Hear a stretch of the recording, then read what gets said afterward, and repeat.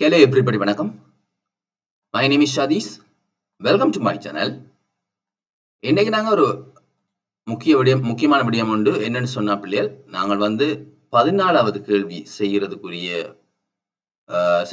நாங்கள் bar chart அல்லது letter writing வாரது. சரியா? அப்ப அந்த பார் சார்ட் நான் நிறைய போட்டுக்கிறேன். பார்க்காதவர்கள் பார்த்துக்கொள்ளுங்க. லெட்டர் ரைட்டிங் சம்பந்தமா நான் லெட்டரை இரண்டு வகைப்படுத்தலாம், ஃபார்மல் அண்ட் இன்ஃபார்மல் சொல்லி அது சம்பந்தமா ஒரு வீடியோ போட்டுக்கிறேன். அதுல எப்படி என்னென்ன ஸ்ட்ரக்சர்ல ஒரு ஃபார்மல் லெட்டர் எப்படி எழுதணும்னு சொல்லி போட்டிருக்கிறேன். பார்க்காதவர்கள் பார்த்துக்கொள்ளுங்க. முக்கியமான விடயம், நீங்கள் தயவு செய்து அந்த ஃபார்மேட்ல நீங்க எழுத இல்லைன்னு சொன்னா உங்களுக்குரிய மார்க்ஸ் கிடைக்காது. சரியா? ஃபார்மல் லெட்டர்ண்டா கிட்டத்தட்ட ஒரு 10-11 ஸ்ட்ரக்சர்ல இருக்குது. ஸ்ட்ரக்சர் வரும். அந்த பகுதியில நீங்க சரியா ஐடென்டிஃபை பண்ணி நீங்க எழுத வேண்டும். ஆகவே தயவு செய்து அதை கவனத்துல கொண்டு எழுதுங்கள் ஃபார்மல் லெட்டர் வந்தா. சரியா? ஆகவே பார்க்காதாக்கள் அந்த செக்ஷனை பார்த்து அந்த வீடியோவை பார்த்து கொள்ளுங்க. இப்ப நான் இன்றைக்கு என்ன செய்ய போறேன்னு சொன்னா, உங்களுக்கு ஒரு 12 கொஸ்டின்ஸ் இருக்குது. ஃபார்மல் லெட்டர் வாரத்துக்கு வாய்ப்பு இருக்கின்ற அடிப்படையில நான் அதுக்குரிய 12 கேள்விகள் ரெடி பண்ணி வச்சிருக்கிறேன். அந்த 12 கேள்விகளையும் இன்றைக்கு உங்களுக்கு நான் சொல்ல போறேன். சரியா? Okay. If you come first time to this channel, please subscribe my channel and click the bell button also. Then only you can receive my new videos as soon as possible as a notification. Okay? If you are ready, let's go to the video. Okay. ஒரு formal லெட்டரை பொறுத்தவரையில பிள்ளைகள், formal லெட்டரை பொறுத்தவரையில நான் 4 கேட்டகரைஸா வகைப்படுத்தி தான் அந்த ஃபார்மல் லெட்டர் பெருமண்டு பார்த்து கொள்றேன். அந்த வகையில ரிக்வெஸ்ட் லெட்டர் வாரது வாய்ப்பு இருக்கு, கம்ப்ளைண்ட் லெட்டர் வாரதுக்கு வாய்ப்பு இருக்கு, அப்ரிசியேஷன் லெட்டர் ஒரு பாராட்டு கடிதத்தை எழுதுறது எப்படின்னு சொல்லி அந்த லெட்டர் வாய்ப்பு இருக்குது. மற்றது ஒரு அது பாராட்டு கடிதம் அல்லது ஒரு வாழ்த்து கடிதம், ஒரு வரவேற்பு கடிதம், அதாவது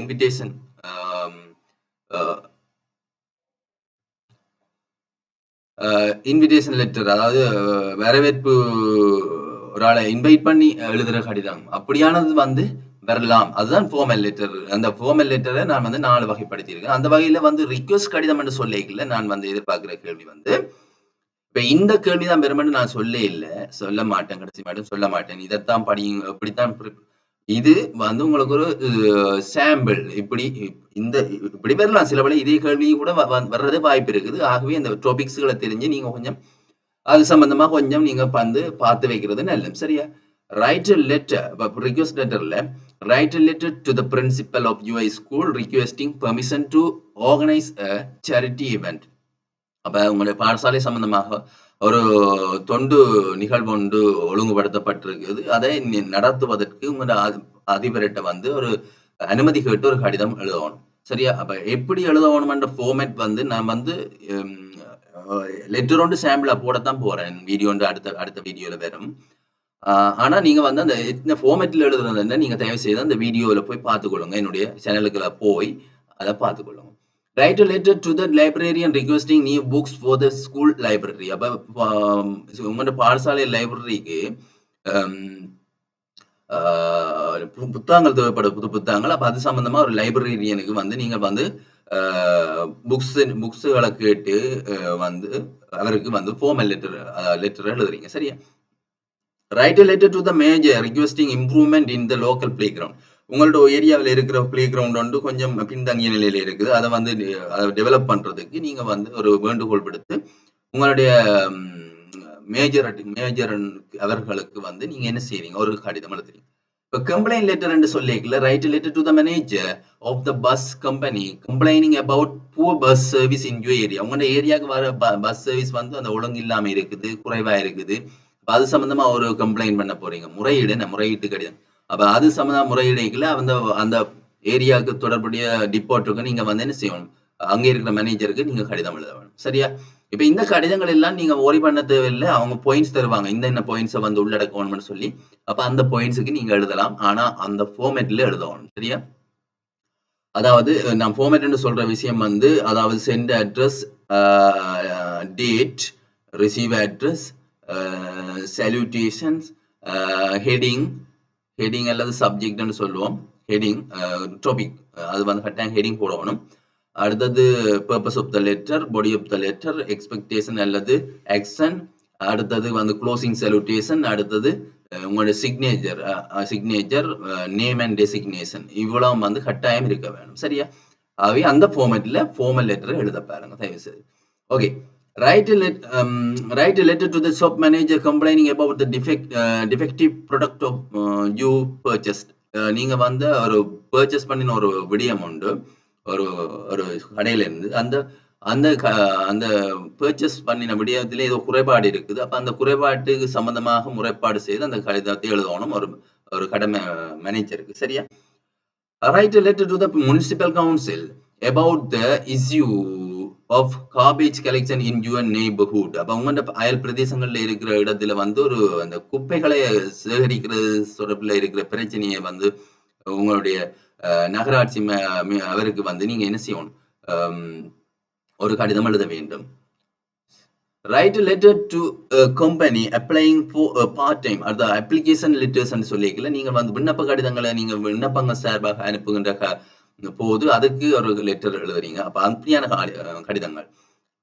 Write a letter to the company applying for part time job during school. இப்ப நீங்க ஸ்கூல் ஹாலிடேல நிக்கிறீங்க, எக்ஸாம் போட்டு அந்த பார்ட் டைமுக்குள்ள நீங்க அந்த இதுக்குள்ள நீங்க வந்து வேலை செய்ய போறீங்க.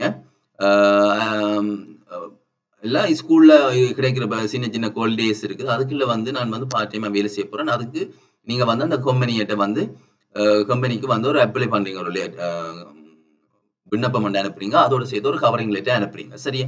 அப்ப அதுக்கு அப்படி எழுதணும்.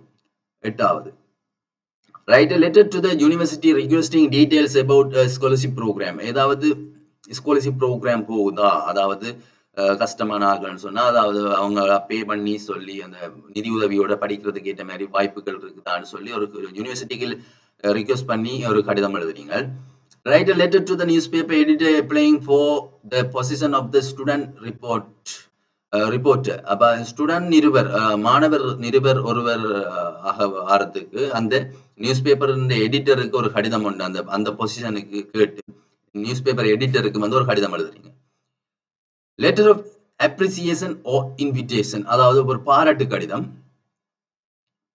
கடிதம் அல்லது ஒரு வரவேற்பு கடிதம், அழைப்பு கடிதம். Write a letter to your teacher thanking them for their guidance and support. அப்ப உங்களுக்கு படிப்பிச்ச ஆசிரியர் வந்து எப்படி வந்து உங்களை வழிப்படுத்தி உங்களுக்கு சப்போர்ட்டா இருந்தவர் என்று சொல்லி அவர்களுக்கு தேங்க் பண்ணி ஒரு கடிதம் எழுதுறீங்க. அது ஒரு பாராட்டு கடிதம். அப்போ சரியா? அப்ப அதெல்லாம் formal letter. Write a letter to the famous speaker inviting them to give a talk at your school. உங்களோட பாடசாலையில வந்து நீங்க வந்து ஒரு ஸ்பீச் ஒன்று செய்ய வேண்டும். அப்ப அதுக்கு வந்து ஒரு ஃபேமஸான ஒரு ஸ்பீக்கர் ஒரு ஆளை நீங்க என்ன செய்ய போறீங்க, அரேஞ்ச் பண்ணி அவரை வந்து வரவேற்க வாரத்துக்கு ஏற்ற மாதிரி கடிதம் இன்வைட் பண்ணி கடிதம் எழுத போறீங்க. சரியா? அப்ப அதெல்லாம் ரெஸ்பெக்டா எழுத வேணும். ஓகே, அப்ப அதெல்லாம் பார்த்துக்கொள்ளுங்க. Right letter to the book author expressing appreciation for their inspiring books. அப்ப உங்களுக்கு ஒரு இன்ஸ்பயராக அமைந்த, ஒரு தூண்டுதலாக அமைந்த ஒரு புத்தகம் உண்டு, உங்களை நல்ல மெருகூட்டி விட்ட அந்த புத்தகம் உண்டு வந்து என்ன, அந்த புத்தகத்தை பாராட்டி அந்த புத்தகத்தின் ஓதர் எழுத்தாளருக்கு ஒரு கடிதம் எழுதுறீங்க. சரியா? ஓகே, இப்ப இந்த 12 கேள்விகள் தான் பிள்ளைகள் ஒரு முக்கியமான கேள்விகள். இப்படித்தான் பாரது கேள்விகள். ஆகிய ஒருக்க பார்த்து கொள்ளுங்க, உங்களுக்கு ஐடியாக்களே எடுத்துக்கொள்ளுங்க. சரி, இப்படி மாறுது வாய்ப்பு இருக்குன்னா இப்படி எழுதலாம்னு சொல்லி நீங்களே ரெடி பண்ணி வைங்க. சரியா? ஓகே, இந்த வீடியோ உங்களுக்கு பிடிச்சிருக்குன்னு நினைக்கிறேன். ஓகே, அப்ப if you like this video please like and share it. நான் இன்னொரு லெட்டர் தொடர்ந்து போட அந்த ஃபார்மேட்ல போடுவேன், ஒரு லெட்டர் போட இருக்கிறேன். ஓகே, தொடர்ச்சியா அணைஞ்சிருங்க. பாய், டேக் கேர்.